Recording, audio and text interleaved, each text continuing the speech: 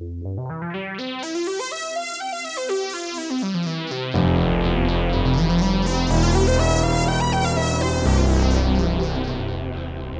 and welcome. You are listening to an informed take on current events brought to you by law students and staff of Queen's University Belfast.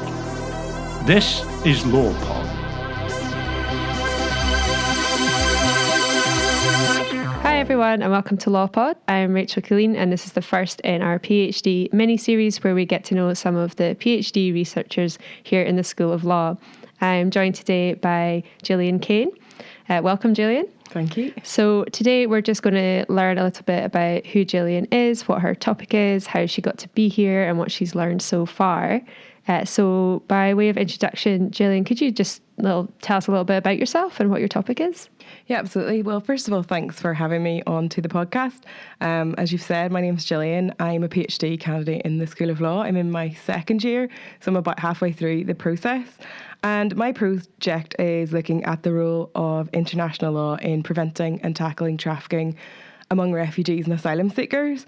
So what does all that mean? Well, a lot of the research that connects trafficking and refugee and asylum issues looks at whether trafficking victims could be recognised as refugees or granted another form of international protection. Which is really valuable and interesting work and does connect to my work in many ways. But what I'm looking at is how to reduce the risk of trafficking, so prevent it or indeed tackle it when it does happen among refugees and asylum seekers in a context where they're seeking protection and maybe falling into situations of exploitation.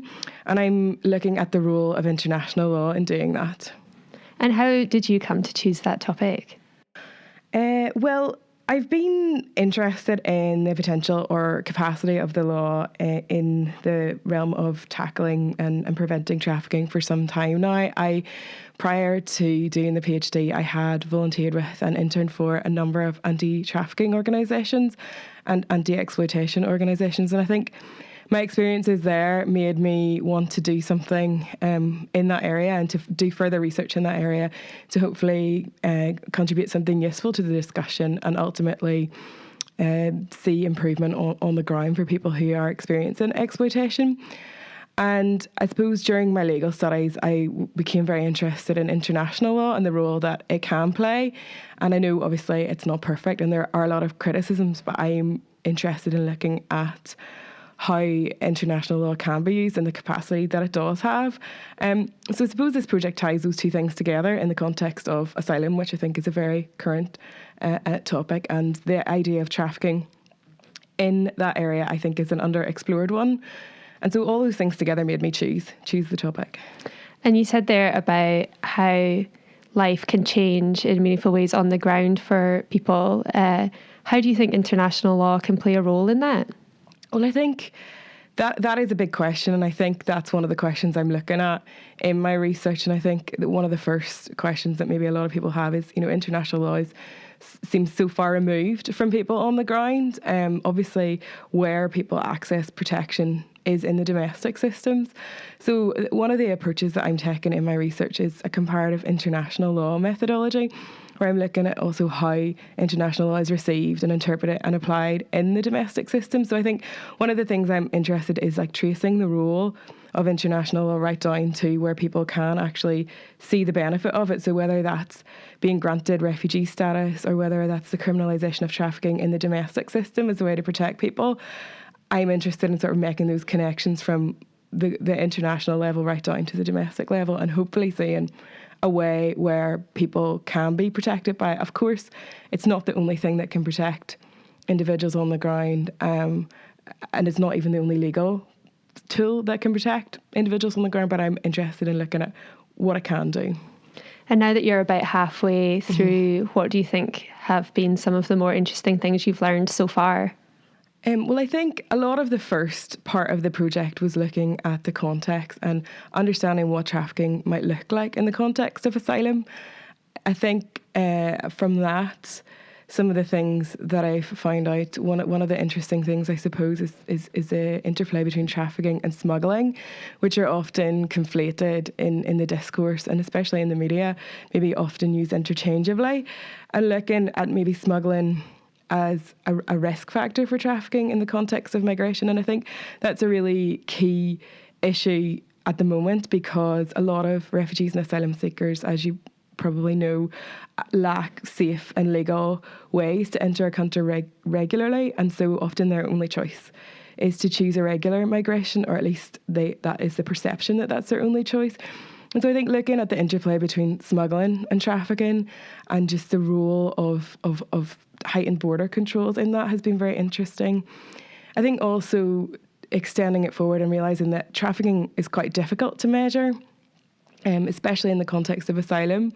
So, for example, one of the sort of problems or limitations is that we don't know what we don't know, and trafficking is often hidden. So one of the things I've been quite interested in looking at is risk. So the risk of trafficking and what the literature has established that risk factors are for trafficking more generally, and looking for where those risk factors are present in asylum contexts, I think has been very telling, and also to reveal that the risk doesn't end when a person enters the country of asylum. Those risks continue often through the process, and even after some form of international protection has been given. So I think that's been really interesting to look at, not just the reality or the prevalence of trafficking, but also the risk, especially since my research wants to look at how to prevent trafficking. So I think for me, realising and just discovering that the risk and or reality of trafficking extends the whole way through the process and can be found at all stages of the process. And I think that is reflected across very different cultural contexts as well. So that's a lot of what I've discovered so far. I think at the moment I'm in the process of analysing a lot of the international frameworks, for example, the Palermo Protocol, which is the main anti-trafficking instrument, refugee law, and also human rights law, and just looking at the ways that they interact with each other. When you said there, you were talking about how smuggling and trafficking often get conflated. Yeah. For a lay person, how would you distinguish those two terms? Well, so trafficking and smuggling are both defined differently in international law. Both are defined in separate protocols to the Convention on Transnational Organised Crime.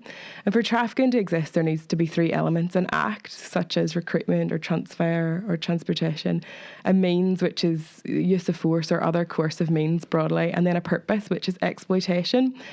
For smuggling, it's more about paying someone to help you cross an international border.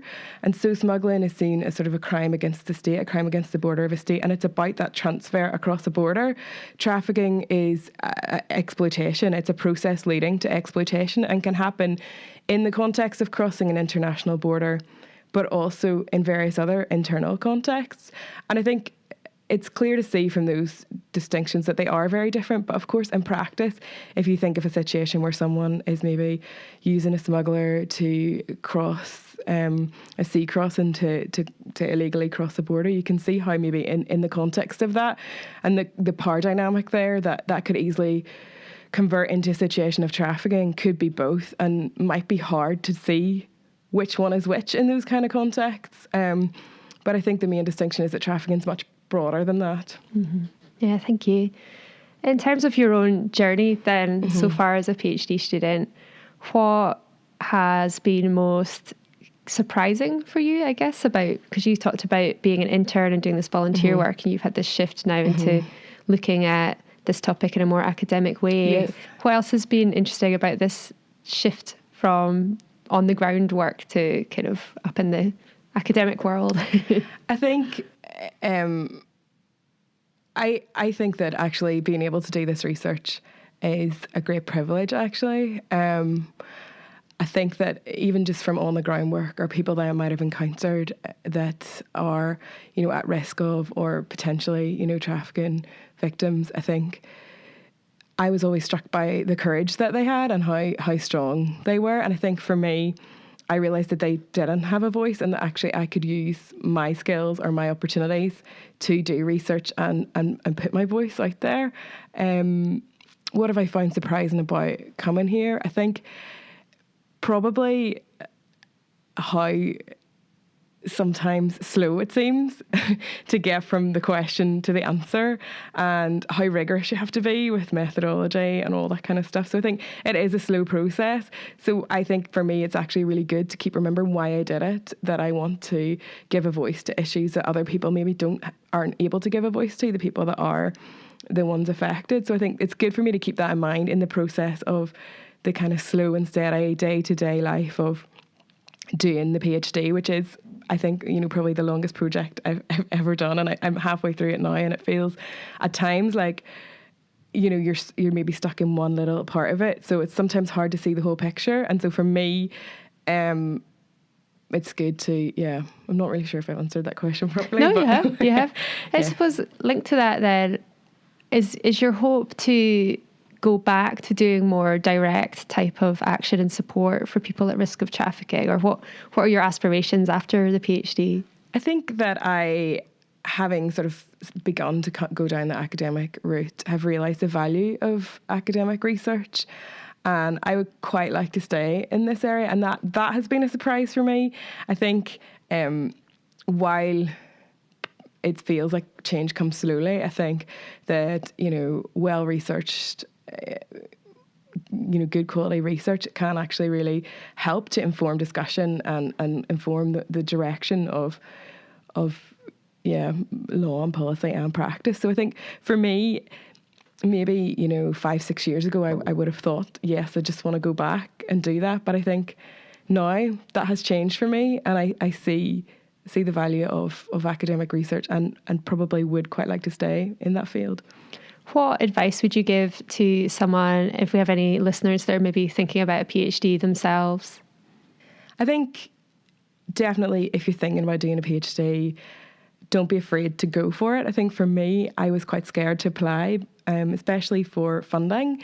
For me, funding was a bit of a red line, and I thought, it's terribly competitive. There's no way I will get accepted. But I think if you put the work into the proposal and you talk to potential supervisors and figure out, what it is you want to do, I think do go for it. But also I would say don't underestimate how much work it takes, because it is a big commitment for a number of years of your life. But I think the final thing, and the thing that's really helped me, is don't isolate yourself. So I think for me, I've been really grateful to have a strong community around me, and I think the PhD cohort here at Queen's in the School of Law is a really close-knit group, and I've made really, really good friends out of that. And I think if I didn't have those friends, I'm not sure if I would be making the same amount of progress. So I think, my advice to people is don't do it alone, do it together with people, and don't only connect with people about research, like go and socialise with the other people in your cohort, because I think they're the ones that are going through the same experience as you. And it's less isolating to do it together, I think. So that would probably be my biggest piece of advice. Yeah, I absolutely agree. I was the same. I was lucky to go through with a nice group of friends. It just makes all the difference. Well, thank you so much for talking to us, and best of luck for the next year and a bit of your research. Thank you very much. You've been listening to LawPod, an informed take on current events brought to you by the law students and staff at Queen's University Belfast. This episode was produced by Richard Somerville. Our theme music is by Colonel Chocolate and the Justice Triangle. Thank you to Gillian Kane for talking to us today. If you want to follow us, we are on Twitter at QUB LawPod. You can also visit our website, lawpod.org, and please have a look at the show notes for more information about the topics covered today. You can find us on iTunes. We're now also on Spotify and anywhere else you get your podcasts. Thanks for listening. I'm Rachel Killean. This was LawPod.